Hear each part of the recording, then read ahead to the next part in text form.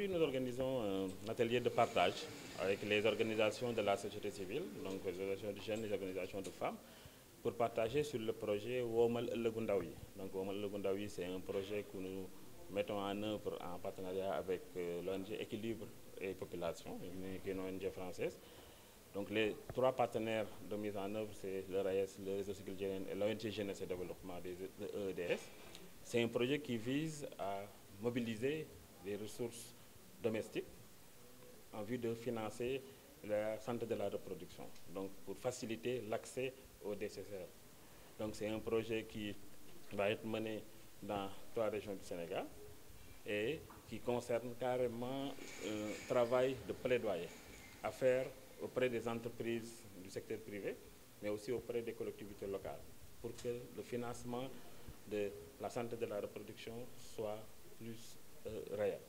Aujourd'hui, nous savons que l'État a fait beaucoup d'efforts en légiférant sur beaucoup d'aspects, donc la loi sur la SR, la loi sur l'excision, le SRMNA. Il y a beaucoup d'initiatives qui sont prises par l'État et beaucoup de moyens qui sont mis en place par l'État. Mais nous savons aussi que les besoins sont énormes et qu'aujourd'hui, on n'arrive pas encore à combler, en tout cas, tout le besoin en matière de financement.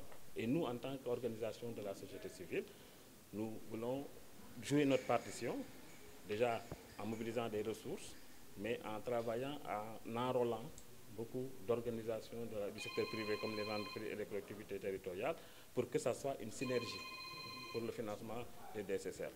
Donc aujourd'hui, nous en sommes à une étape de partage de ce projet-là. Il y a un travail de terrain qui est en train d'être fait auprès du secteur privé en termes de cartographie.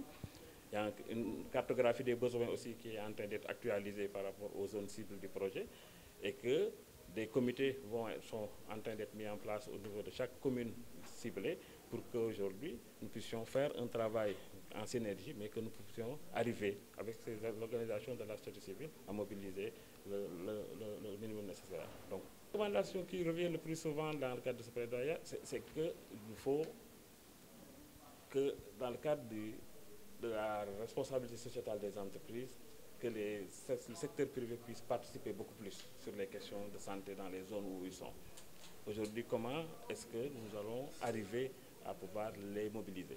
Donc c'est un peu ça, comment faire pour avoir plus de financement pour la santé. Et ça, pour nous, toutes les formes de financement classiques, je ne dis pas qu'elles sont épuisées, mais il reste une grande marge, en tout cas, au niveau du secteur privé, c'est pourquoi nous sommes orientés carrément vers ce secteur-là pour voir quelle plus-value est-ce que le secteur privé peut apporter les collectivités territoriales sur cette question-là.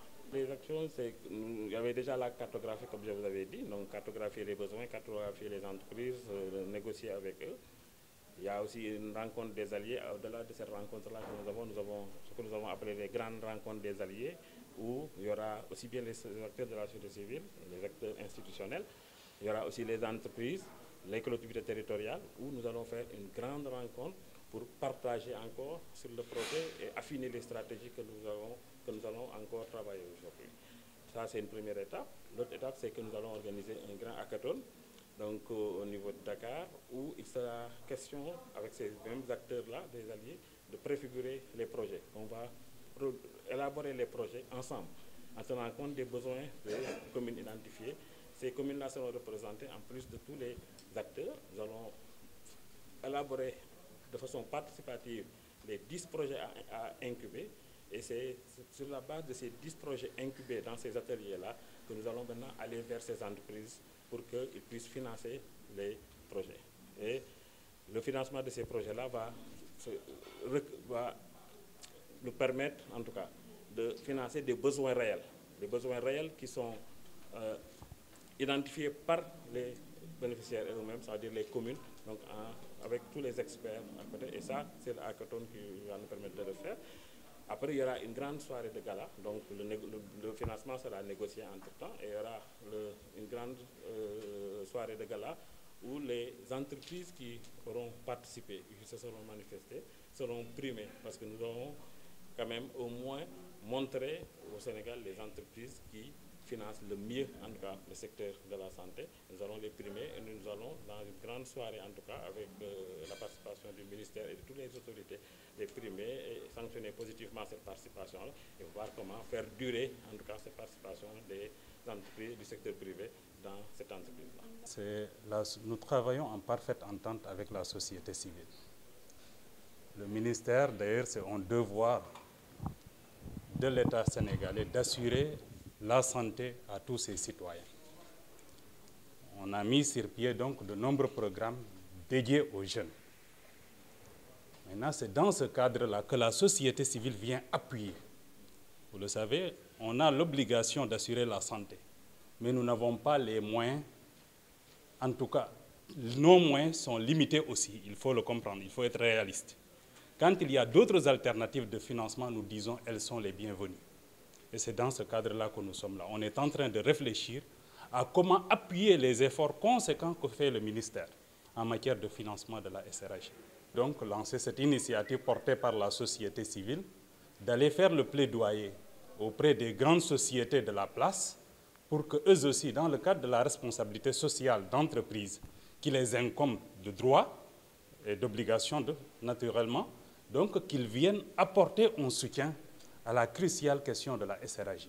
Vous savez, les adolescents jeunes, entre 10 et 24 ans, représentent environ 32% de la population sénégalaise. Mais ils ont des besoins en termes de santé. Et leur santé est aussi spécifique. Ce n'est pas de la même façon qu'on prend en charge un adulte qu'on doit prendre en charge un adolescent.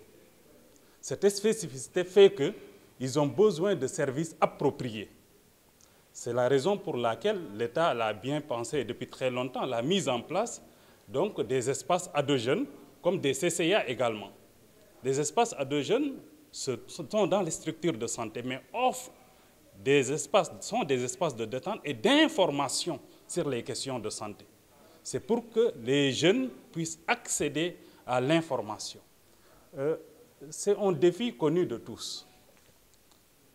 Quand vous avez une jeunesse bien éduquée, en bonne santé, vous pouvez espérer que dans un futur proche, vous pourrez atteindre véritablement ce qu'on appelle l'émergence réelle. Et c'est ça que nous voulons. Il ne faut pas laisser en rade cette jeunesse-là, ou donc les adolescents jeunes. C'est ça.